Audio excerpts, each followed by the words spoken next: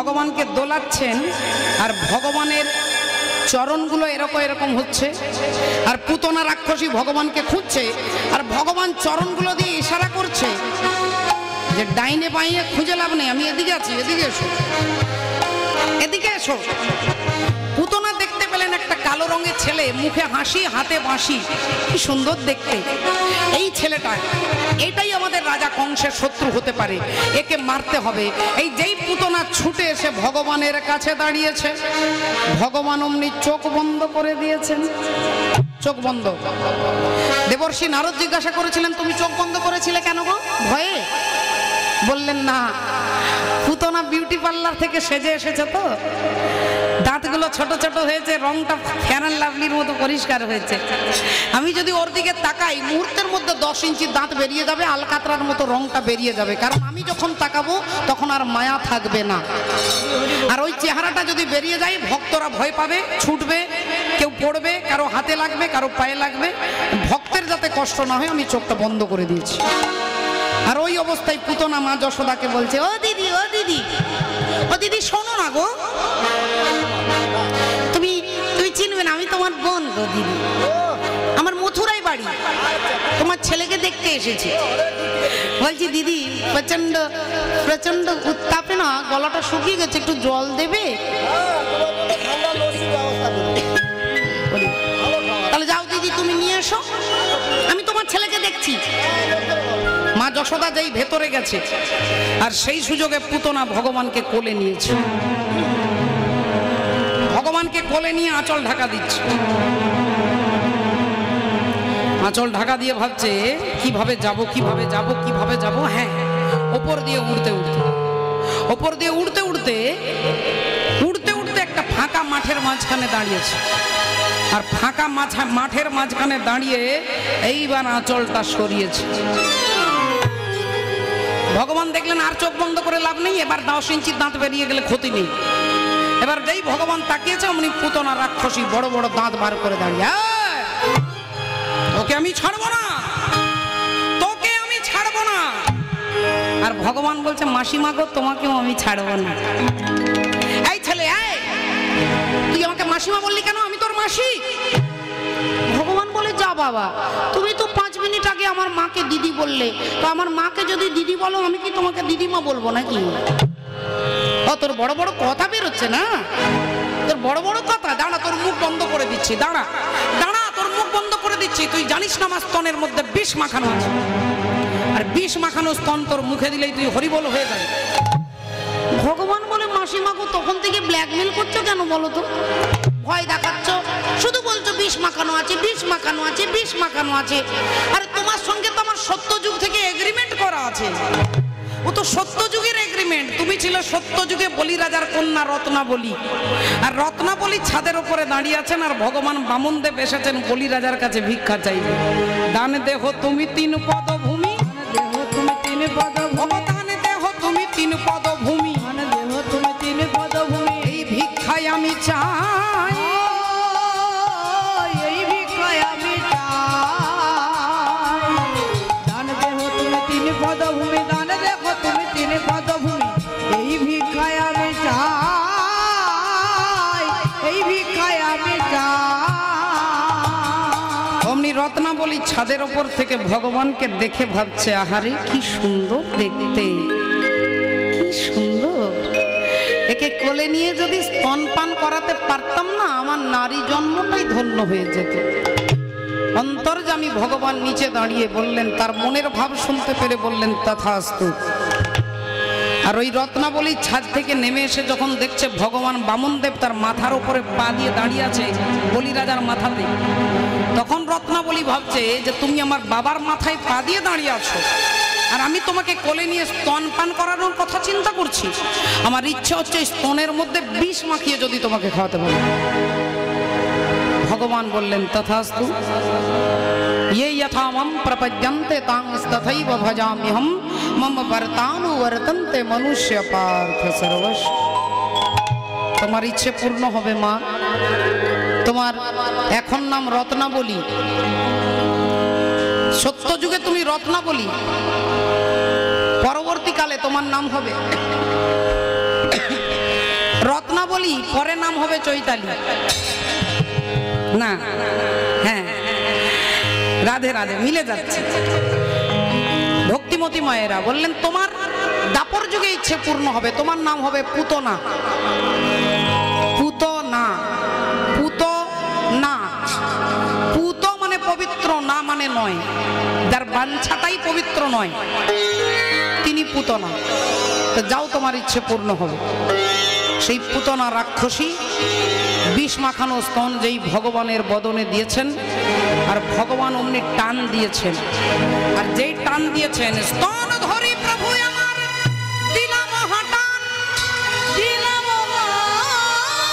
পায় ধরে বাহিরাই পুতনার প্রাণ, পুতনা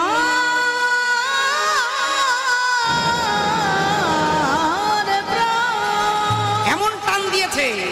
পুতনা বলছে মুঞ্চে মুঞ্চে মুঞ্চে, ছেড়ে দে ছেড়ে দে ছেড়ে দে। ভগবান বললেন মাসিমা আমি সহজে কাউকে ধরি না, আর যাকে একবার ধরি মাসিমা তাকে আমি ছাড়ি না। এই পুতনার স্তন পান করতে করতে প্রাণটাকে পান করেছেন, আর রাক্ষসী পুতনার দেহটা ধড়াম করে মাটিতে পড়ে। নন্দ বাবা মা যশোদা খুঁজতে খুঁজতে এসে দেখছেন রাক্ষসীর বুকে গোপাল বসে আছেন। ভগবানকে কোল থেকে নামিয়ে নিয়ে এসে যেই সমস্ত ব্রজবাসীগণ কাঠ জোগাড় করে পুতনার দেহটাকে পোড়ানোর ব্যবস্থা করলেন। রাক্ষসী পুতনার দেহটা যখন পুড়ছে তখন সারা বৃন্দাবনে চন্দনের গন্ধ উঠছে। যদি কেউ প্রশ্ন করেন যে পুতনা মানে পবিত্র নয়, আপনি বললেন, তার যার দেহটাই পবিত্র নয় তার দেহ থেকে এরকম সুগন্ধ উঠবার কারণটা কি? না, দেহটা পবিত্র ছিল না বাবা, কিন্তু যখনই ভগবানকে কোলে নিয়ে ভগবানকে স্পর্শ করলো অমনি দেহটা তার পবিত্র হয়ে গেল। আমরা পুজো করবার সময় দেহটাকে শুদ্ধ করার মন্ত্র বলি না, আগে দেহটাকে শুদ্ধি করতে হয়। অপবিত্র পবিত্র বা সর্বাবস্থাঙ্গত বিবা যো স্মরেত পুণ্ডরীকাক্ষ সবজ্জন্তর সূচি পাপহং পাপ কর্মাহং পাপাত্মা পাপ সম্ভব ত্রাহিমাং পুণ্ডরীকাক্ষ সর্ব পাপ হরো হরি। এই ভগবানের নামটা উচ্চারণ করলে যদি দেহটা পবিত্র হয়, তাহলে যিনি ভগবানকে কোলে নিয়েছে তার দেহটা পবিত্র হবে না বাবা? তাই পুতনার দেহটা পবিত্র হয়ে গেল। পুতনা লোক বালগ্নি রাক্ষসী রুধিরাসনা জিঘং সয়াপি হরে স্তনং দতবাপ সদগতি, সদগতি হয়ে গেল। তিনি চলে গেলেন গোলকে, মাতৃগতি প্রাপ্ত হলেন। আর পিতানন্দ মা যশোদা এসে ভগবানকে কোলে নিয়ে আজকে পঞ্চগব্য পঞ্চামৃত দিয়ে স্নান করিয়ে ভগবানকে বাড়ি নিয়ে যাচ্ছেন। আজকে মায়ের কোলে ভগবানকে রেখে একবার আমরা সবাই মিলে হাত তুলে বলবো হরে কৃষ্ণ হরে কৃষ্ণ কৃষ্ণ কৃষ্ণ হরে হরে হরে রাম হরে রাম রাম রাম হরে হরে হরে। ওগো ভক্ত আর ভগবানের মিলন হইল, ভক্ত আরে ভগবানের মিলন হইল, ভক্ত আরে ভগবানের মিলন হইল, ভক্ত আর ভগবানের মিলন হইল। এবার প্রেমানন্দে বাহু তুলে হরি হরি বলো, বাহু তুলে হরি হরি বলো, হরি হরি সবে মিলে জয় বলো হরি হরি। হরি নামের প্রভাবে ভব সিন্ধু যাবে তরি, নামের প্রভাবে ভব সিন্ধু যাবে তরি। রাধে রাধা গোবিন্দ জয়, রাধে রাধা গোবিন্দ জয়, রাধে রাধা গোবিন্দ জয়, জয় রাধে জয়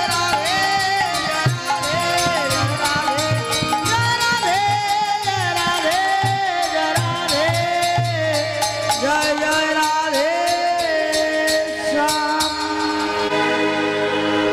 কারাগারে কারাগারে কারাগারে কারাগারে, কার দায়িত্বে, কার কাছে? কংস রেগে গিয়ে বলছে তোমাকে জেলে পাঠাচ্ছি, বুঝতে পারছো না? উগ্রসেন বললেন বাবারে, এতদিন ছিলাম জেলে, আজকে তুই আমাকে মুক্ত করে দিয়েছিস বাবা। ছেলে বলল তোমার মাথা গন্ডগোল হয়েছে, এতদিন তুমি ঘরে ছিলে, সংসারে ছিলে, যখন খুশি বাজারে যেতে পারতে, যখন খুশি বন্ধুর বাড়ি যেতে পারতে, যখন যেমন খুশি তোমার ইচ্ছে চলতে ফিরতে পারতে, কিন্তু আজ থেকে আর পারবে না, তোমাকে কারাগারে বন্দী থাকতে হবে, আর ঘর থেকে বেরোনো যাবে না। উগ্রসেন বললেন না, আজকে তুই আমাকে মুক্ত করে দিয়েছিস, এতদিন ছিলাম কারাগারে। তাহলে উগ্রসেন সংসারটাকে কারাগার বলছেন কেন? আমরা তো জানি সংসারে কারাগার নয়। আমি এক্ষুনি ঘর থেকে বাইরে বাজার নিয়ে বাজারে বেরিয়ে চলে যাব, এক্ষুনি বাজার চলে যাব, রাধে রাধে, এক্ষুনি বন্ধুর বাড়ি চলে যাব, তাহলে সংসার কারাগার হলো কি করে? বলে সংসার কারাগার, এখানে দেহটা মুক্ত কিন্তু মনটা বদ্ধ। দেহটা মুক্ত, আপনি দেহটা নিয়ে বাজার যাচ্ছেন, বন্ধুর বাড়ি যাচ্ছেন, কিন্তু এখানে মনটা সব সময় বদ্ধ। আপনি একটু পরীক্ষা করে দেখবেন, আপনি ভাবছেন যে আমি একটু গুরু মন্ত্র জপ করব, একটু স্মরণ করব, একটু ভগবানের নাম করব, দেখুন তখনই ঘরে একটা বিপদ আসবে, দেখুন তখনই ঘরে অতিথি আসবে, দেখুন তখনই একটা কিছু না কিছু আপনি খবর শুনতে পাবেন। আর নইলে আপনার ছোট্ট নাতি কিংবা নাতনি এসে আপনার পেছন থেকে পিঠের ওপরে হুমড়ি খেয়ে পড়বে, দিদা দিদা ঠাকুমা ঠাকুমা করবে, মানে আপনাকে হরিভোজন করতে দেবে না।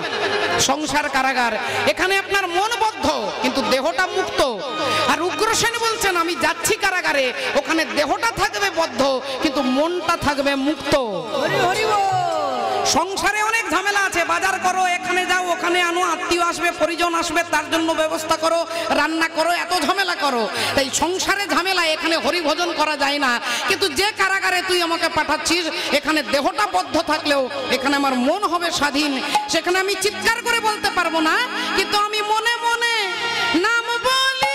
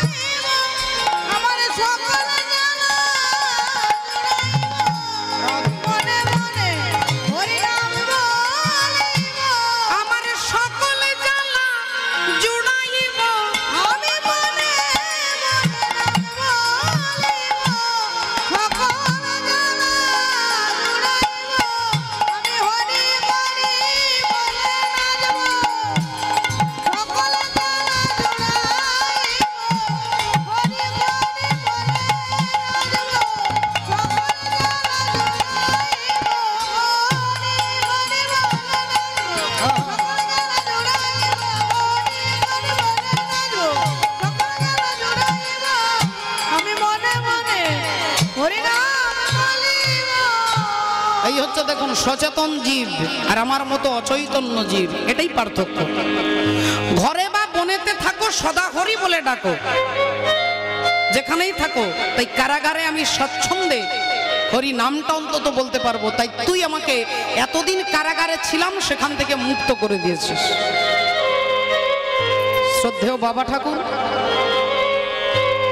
শাস্ত্র বলছেন, অনেক আগে বলছেন যে ভগবানের নাম স্মরণ করতে কখন यमि यम बापी शरण भावम तजेत्वन्ते कलेवरम तम तम भाव ए मोए कुंत्यो सदा तद भाव भावितः।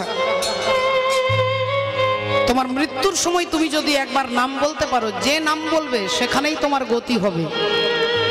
তুমি শিব বলো, তুমি দুর্গা বলো, তুমি কালী বলো, তুমি গণেশ বলো, তুমি গোবিন্দ বলো, সেখানে তুমি যেতে পারবে। একজন রাজা ছিলেন, রামায়ণে তার কথা আছে, আপনারা রামায়ণ আস্বাদন করেছেন জানবেন, তার নাম শুনবেন। তিনি সংসারের ঝামেলায় হরি নাম করবার সময় পেতেন না, কিন্তু সাধু গুরু বৈষ্ণবের সঙ্গ করার ফলে তিনি ভগবানকে পেয়েছিলেন। মাত্র 24 মিনিট, মাত্র 24 মিনিট ভগবত ভজন করে তিনি ভগবানকে পেয়েছিলেন। আর তার নাম হচ্ছে ভগবান শ্রী রামচন্দ্রের দাদুর দাদুর বাবা। কি বললাম মা? ভগবান রামচন্দ্রের দাদুর দাদুর বাবা, যার নাম হচ্ছে খট্টাঙ্গ রাজ চক্রবর্তী। আর খট্টাঙ্গ রাজা ছিলেন অযোধ্যার রাজা, ধার্মিক রাজা, বিচক্ষণ রাজা, ন্যায়শীল রাজা, পরাক্রমশালী রাজা। কিন্তু ঘটনাচক্রে দেখা গেল একদিন স্বর্গরাজ্যে একজন অসুর গিয়ে ঝামেলা করছে, ইন্দ্রের সঙ্গে যুদ্ধ করছে। অসুরের নাম হচ্ছে নারী জঙ্গ। বারবার ইন্দ্র হেরে যাচ্ছে, কিছুতেই অসুরের সঙ্গে যুদ্ধ করে পারছেন না। তাই দেবরাজ ইন্দ্র চিন্তিত হয়ে গেলেন যে কি করা যাবে, কি করে অসুরকে পরাজিত কে করবে, আমি তো পারছি না। এমন সময় দেবর্ষি নারদ বললেন, মহারাজ আপনি চিন্তা করবেন না, একজন রাজা আছে, অযোধ্যার রাজা, যার নাম হচ্ছে খট্টাঙ্গ রাজা। আপনি তাকে নিয়ে আসুন, তিনি আপনার সমস্যার সমাধান করে দেবে। ইন্দ্র এসে অযোধ্যায় এসে খট্টাঙ্গ রাজাকে অনুনয় বিনয় করে নিয়ে এলেন স্বর্গে। আর তিনি এসে 3 দিনের মধ্যে ওই অসুরকে শেষ করে দমন করে স্বর্গরাজ্যে শান্তি প্রতিষ্ঠা করে খট্টাঙ্গ রাজা তিনি তার বাড়ি অযোধ্যাতে ফিরে আসবেন। তাই দেবরাজ ইন্দ্রের সঙ্গে দেখা করতে গেছেন যে মহারাজ এবার আমি আসি, আমার দায়িত্ব শেষ, যে জন্য আপনি আমাকে ডেকেছিলেন অসুর বিনাশ হয়ে গেছে, তাহলে এবার আমি আসি। দেবরাজ ইন্দ্র বললেন না না, আপনি এত কষ্ট করে এলেন, আমার এত সমস্যার সমাধান করলেন, এত বড় উপকার করলেন, আপনি একটা কিছু উপহার নিয়ে যান। খট্টাঙ্গ রাজা বলে আমার কিছু লাগবে না, কিচ্ছু লাগবে না, আপনার এখানে যা আছে আমারও তো তাই আছে, আমিও তো রাজা, অযোধ্যার রাজা, তাই আমার কিচ্ছু লাগবে না। ইন্দ্র বললেন না না, আপনি এত কষ্ট করে এলেন, স্বর্গে এলেন, খালি হাতে ফিরে যাবেন, এটা কিরকম যেন দেখায়, একটা কিছু নিয়ে যান। তিনি বললেন না না, কিছু লাগবে না। আরে বাবা, একটা কিছু তো আপনার অভিলাষ আছে, যে কোনো একটা তো বাঞ্ছা আপনার আছে, তা সেটাই বলুন আপনি কি চান। খট্টাঙ্গ রাজা বললেন দেখুন, যদি আমাকে কিছু দিয়ে আমাকে আনন্দিত করতে চান, তাহলে আমার জীবনের একটাই উদ্দেশ্য, সেটা হচ্ছে আমার কবে মৃত্যু হবে এটা যদি আপনি বলে দিতে পারেন। ইন্দ্র বললেন এটা তো আমার ডিপার্টমেন্ট নয়, আমার ডিপার্টমেন্ট নয়, এটা যমরাজার ডিপার্টমেন্ট, আপনার কতদিন পরমায়ু আছে তো আমার জানার কথা নয়, তবু আপনি যখন বলছেন তাহলে আপনি দাঁড়ান, আমি যমরাজার কাছ থেকে জেনে আসি। দেবরাজ ইন্দ্র যমরাজার কাছে গেলেন, গিয়ে বললেন দেখুন তো খট্টাঙ্গ রাজার পরমায়ু কতদিন। যমরাজা অমনি চিত্রগুপ্তকে বলছে দেখো তো, খাতাটা খুলে দেখো। চিত্রগুপ্ত খাতা উল্টে বললেন যে খুব দুঃখের সংবাদ, খট্টাঙ্গ রাজা এই স্বর্গ থেকে যখনই মাটিতে অযোধ্যাতে ফিরে যাবে, ঠিক তার 1 দণ্ড পরে, মানে 24 মিনিট পরে তার মৃত্যু হবে। তার 24 মিনিট পরেই তিনি মারা যাবেন। ইন্দ্র বিষণ্ণ বদনে খট্টাঙ্গ রাজার কাছে এসে দাঁড়ালেন। খট্টাঙ্গ রাজা বললেন কি ব্যাপার, আপনি জেনে এলেন, তাই এবার বলুন আমি কতদিন বাঁচবো। ইন্দ্র বললেন দেখুন, আপনি কিছু মনে করবেন না, আমি কিন্তু আপনাকে দুঃখ দিতে চাই না, কিন্তু কি করব, আপনি বলছেন বারবার, তাই আপনার পরমায়ু হচ্ছে যখনই আপনি বাড়ি ফিরে যাবেন তার 24 মিনিট পরে আপনার মৃত্যু হবে, 24 মিনিট পরে আপনি মারা যাবেন। যেই বলেছে অমনি খট্টাঙ্গ রাজা বলি আনন্দ আর ধরে না রে, আনন্দ আর ধরে না রে, আনন্দ আর ধরে না, আনন্দ আর ধরে না রে, মৃত্যুর কথা শুনে আনন্দ আর ধরে না রে, ওগো মৃত্যুর কথা শুনে আনন্দ আর ধরে না রে, মৃত্যুর কথা শুনে হরি হরি হরি বলে, মৃত্যুর কথা শুনে হরি হরি হরি বলে, আনন্দ আর ধরে না রে।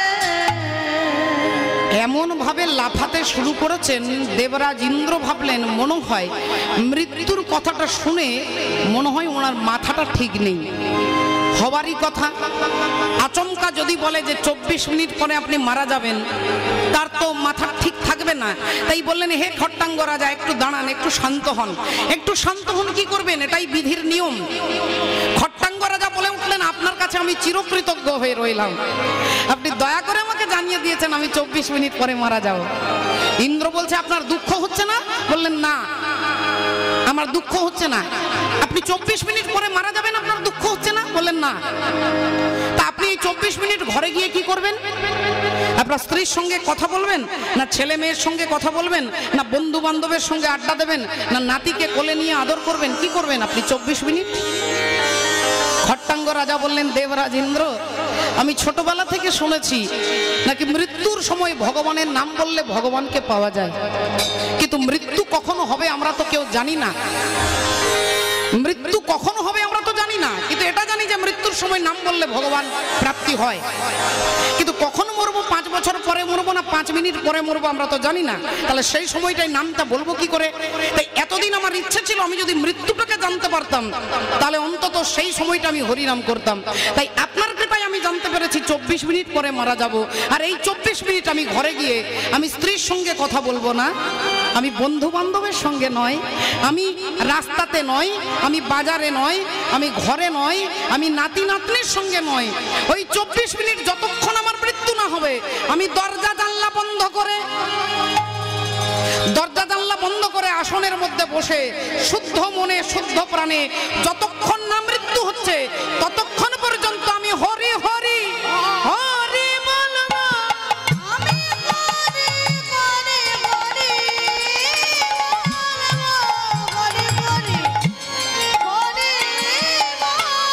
আমি হরি বলে হরির চরণ পাবো, আমি হরি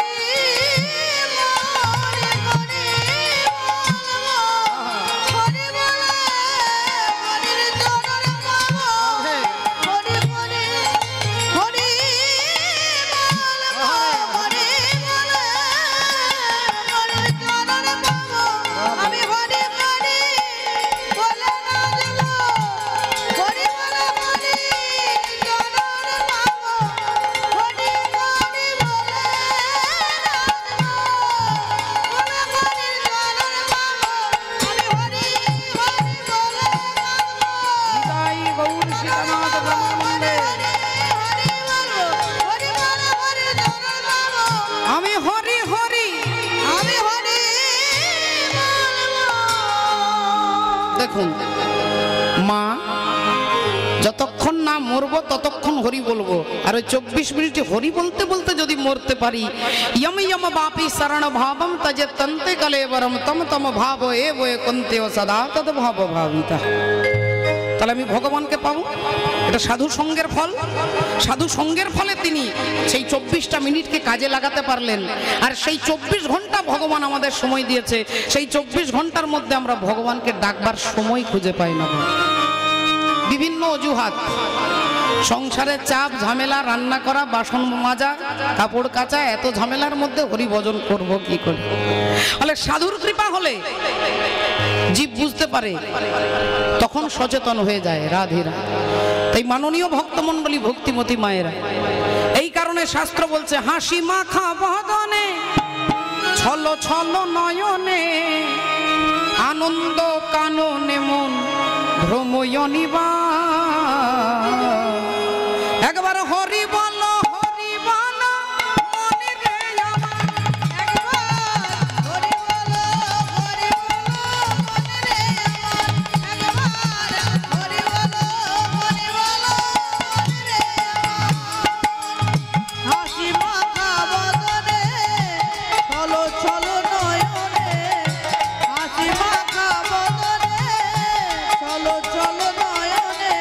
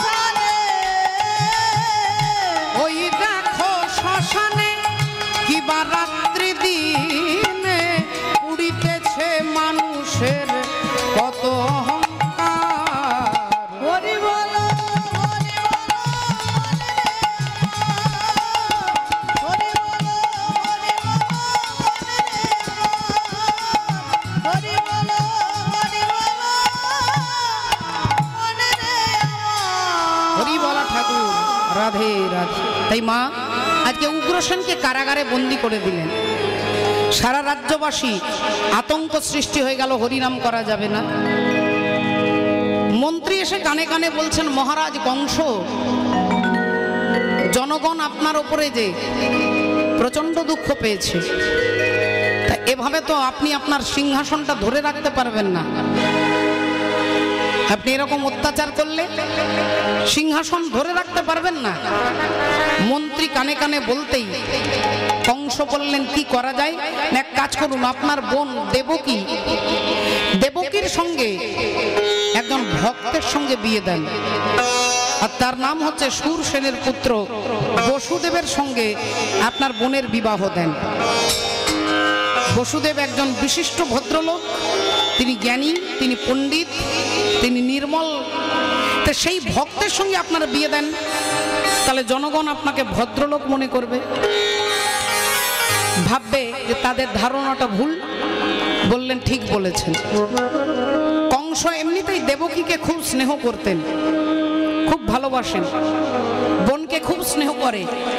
বোনের জন্য, বিবাহের জন্য স্থির করলেন বসুদেবের সঙ্গে বিয়ে দেবেন। দেখতে দেখতে বিবাহের দিন এসে উপস্থিত। আজি কি আনন্দ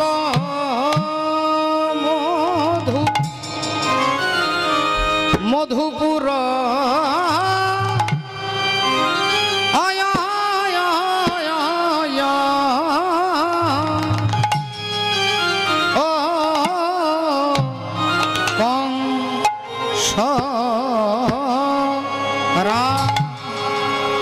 আজি কংস রাজ ভবনে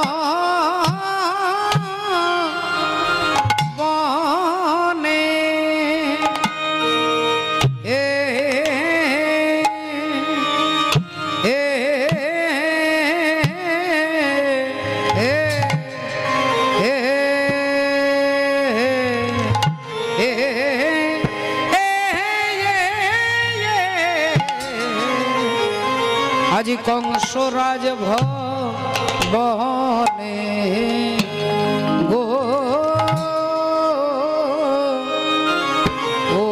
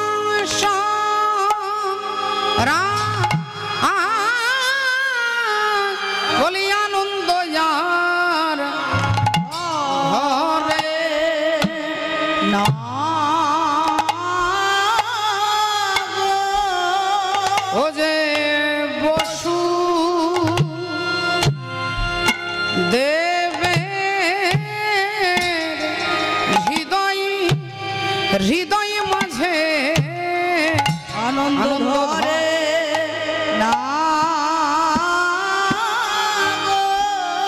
ও যে বসু দেবে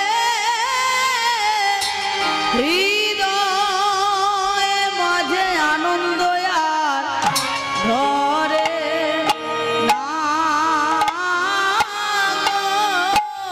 ও বসু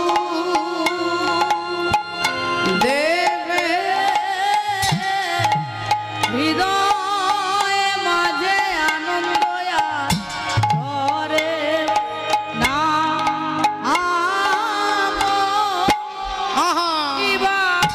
মধু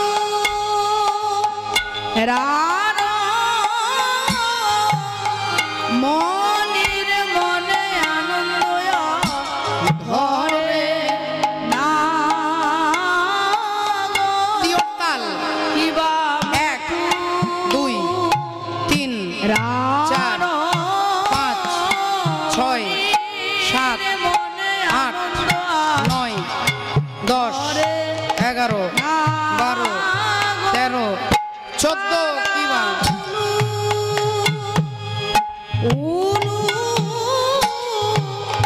ধ্বনি করে আনন্দ হবে তাদের